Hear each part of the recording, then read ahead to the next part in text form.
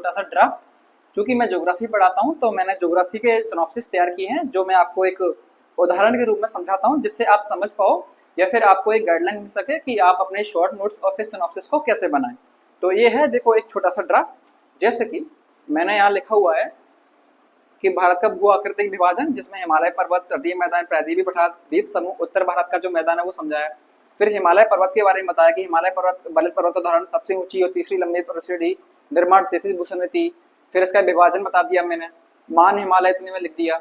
फिर लघु हिमालय, शिवालिक श्रेणी, फिर ये ट्रांस हिमालय के बारे में जिसमें हमने काराकोरम श्रेणी की बात करी, लद्दाख श्रेणी, जास्कर श्रेणी, और फिर ये है आपका पूर्वी पहाड़ियाँ, फिर हिमालय का प्रादेशिक विभाजन। तो ये जो सारी चीज हैं वो बहुत आसान भाषा में लिखने का जो प्रयास किया है मैंने।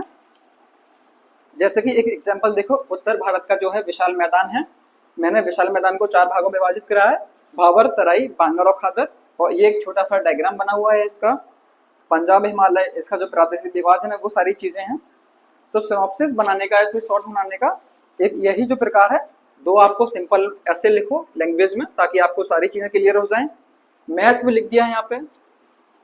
बात आती है प्रायद्वीपीय पठार की, ये है प्रायद्वीपीय पठार का सिनॉप्सिस, और जो नोट्स बोलते हैं जिसे शॉर्ट नोट।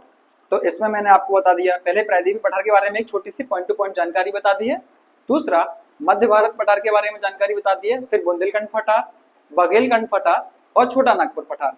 तो ये जो है ज्योग्राफी का एक कंप्लीट सिनॉप्सिस है, जो मैंने अपनी प्रिपरेशन के दौरान और अपनी टीचिंग के दौरान बनाया। क्योंकि मैं ज्योग्राफी पढ़ाता हूँ तो सिनॉप्सिस इसलिए बनाया ताकि जो भी स्टूडेंट ज्योग्राफी में कंफ्यूज हैं या फिर शॉर्ट नोट्स या सिनॉप्सिस बनाने में कंफ्यूज हैं, तो वो इससे उनको हेल्प मिल सके।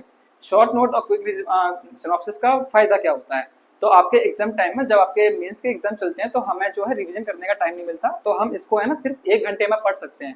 तो आप विश्वास मानिए कि मेंस के पॉइंट ऑफ व्यू से मात्र 15 पेजेस का है, इसको हम 1 घंटे में पढ़ सकते हैं, क्योंकि जो हमारी भाषा में और हमारे द्वारा लिखा गया है।